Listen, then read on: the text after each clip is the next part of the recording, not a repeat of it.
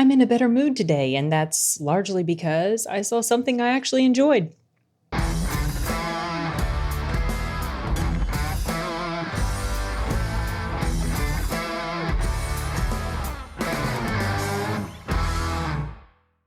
Yes, I do tend to get a little bit testy whenever something that I expect should be higher quality ends up not being what it should be, and that's what happened on Friday after I saw Joker. I have since seen a couple of things that I enjoyed quite a bit more. One was The Wild Robot, which I'll probably do an audio review of, but this one is for a documentary called My Name is Alfred Hitchcock. It's coming out at the end of October, so this review won't come out until around that time. I was asked to refrain from releasing my review until closer to the release date. Apparently, this movie came out last year, I think in the UK. It's a 2022 film, and it's interesting in that it explores Alfred Hitchcock's body of work through different themes, and it's narrated. At the beginning, it says that it's written and voiced by Alfred Hitchcock. And I thought, oh, wow, that's interesting. Was this some sort of something he recorded before he passed away? No, it's not that. They have a voice actor who's playing Alfred Hitchcock. It's told from his perspective. At the end, it does indicate that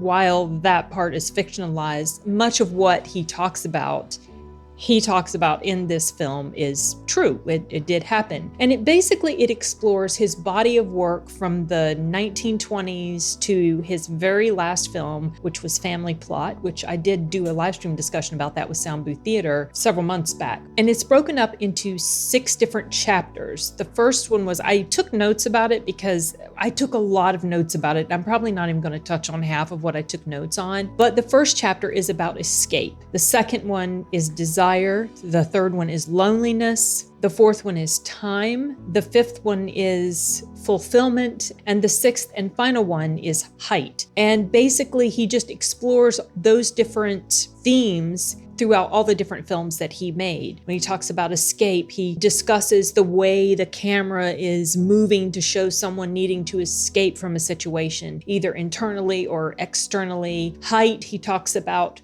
the way the camera would film things from a great height or from below to show height in different ways. It was really, really interesting. If you're a fan of Alfred Hitchcock, I think you'll probably really enjoy this film. I like his work. I feel like he's just was a phenomenal director. I haven't yet watched a film of his that I outright hated. Now, some I like more than others. I feel like his last movie's not his best, but it's certainly not the worst I've ever seen. It was something that kept me engaged for sure, as I felt about all of the films of his that I've seen. I didn't realize as I was watching this how many movies this man has made. Now, I knew he was a prolific director, but from what I can tell, there's like 50 plus movies to his name. And this film touches on like way back to the very, very beginning. I think his first film was 1922 or 25 or something like that, all the way up until Family Plot was 74 or 76, somewhere around there. I felt it was interesting that he was talking about looking at his movies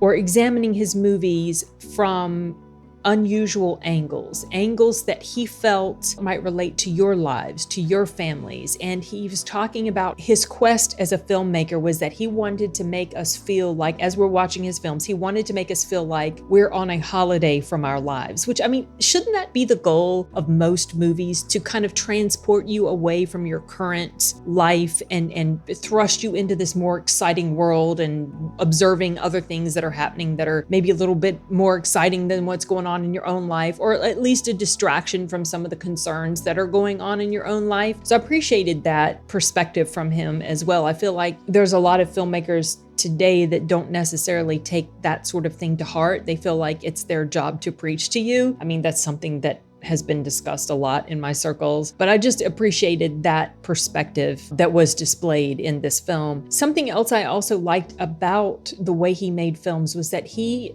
seemed to be a strong believer in showing, not telling, showing in just little tiny gestures. He talks at length about the looks on people's faces and the little tiny things they do with objects around them, or let's say with their hands or whatever, or just the look in their eyes to convey this emotion without having to tell us that this is what they're feeling. And that's also something that's very important. That's also something you hear a lot in writing. You hear the importance of showing, not telling, and that's that's certainly something that he seemed to excel at pretty well. He talked also about how his desire was to escape the conventions of what was expected of him as a filmmaker or expected by the studios. He wanted to escape the expected tone that the studio wanted to set. And that's obviously one of the reasons he's such an admired filmmaker even today, because his films did break certain molds, and they were revolutionary in certain ways. And it was just interesting to me how he showed the different ways that he broke conventions in these different films of his. I really appreciated him touching on all those different things in his various films, especially when it came to films that I hadn't heard of before. Now, some of them I had heard of, I just haven't watched them yet. And I really would like to. I actually would like to try to find a way to watch every single movie of his, but I haven't found that there's like a collection of everything of his that's available to the public. As far as, like something you could buy in a bundle, that would be cool. He also talked about the importance of the story coming first, which is also something I appreciated quite a bit. I always appreciate it when the story does come first from the director's perspective. He wants to engage you in these different themes and these different characters and get you really pulled into this world. That's something that Alfred Hitchcock himself obviously believed in. He also mentioned some interesting stuff about Psycho. He talked about something he regretted about the end of Psycho, and then he also talked about what he had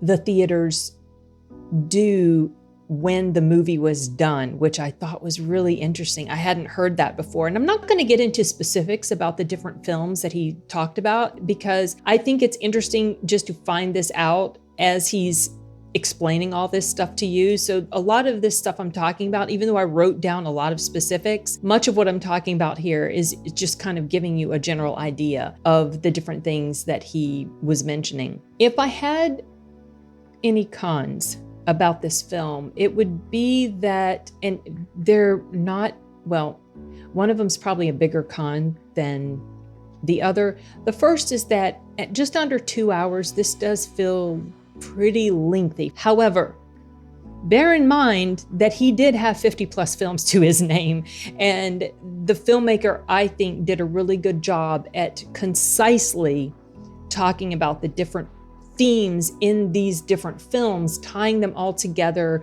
comparing and contrasting. He had his work cut out for him, because it was definitely a lot of material that had to be examined and gone over and discussed, but it still did feel a bit lengthy. It took me multiple sessions to finish it. That's not unusual for me. It wasn't something that I could watch all in one go, even though at the moment I did have the ability to watch it all. I just didn't feel like sitting there for 2 hours. That's a pretty minor complaint. The only other complaint I have, which this is a me thing, the voice actor who did the voice of Alfred Hitchcock in here, I wrote his name down. Hold on a second. I'm going to find it. The voice actor's name was Alistair McGowan. I don't know if I've heard of him or anything, but anyway, he did a good job at voicing Alfred Hitchcock, at least from my memory of what the man sounded like. My complaint, like I said, this is a me thing. When he would talk, so Alfred Hitchcock he had a lot of girth. He was a big man, and the way he talked definitely sounded like Hitchcock, but also like he had a very thick tongue. And so when he would breathe, it was almost like his tongue was too big for his mouth. Excuse my dogs.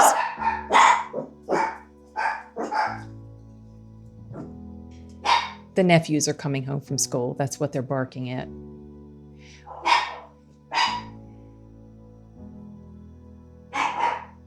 Whenever he would breathe, it was a very thick, distracting sound, like a, that's, okay, so after a while, after 2 hours of that, it really started to bother me. But like I said, that's a me thing. So if that sort of thing is a non-issue for you, I would say don't even count that as a con. He did a good job. Maybe he did too good of a job. And it started to That sound started to get on my nerves after a while. But other than those pretty minor things, this was a really interesting documentary. And like I said, if you are a fan of Hitchcock or just a fan of filmmaking in general, or especially a fan of suspense thriller type films, but also exploring the deeper themes of movies like that, not just the superficial suspensey nature of it, but the underlying stuff that's going on that causes these things to be an interesting part of the story, I think you'll probably really dig this movie. I am not sure the platforms that it's going to be out on, but I know that it's coming to select markets, so it sounds like it's going to be a limited release at theaters. And then I'm assuming eventually it's going to make its way to digital streaming platforms here in the US. I know it's available Amazon Prime UK, but I don't know when it will be available in markets like that here. Anyway, I enjoyed it enough that I wanted to talk about it with you guys, and that's all I have to say right now about My Name is Alfred Hitchcock. If you get a chance to check it out, let me know what you think. And that's it for this one, you guys. Later.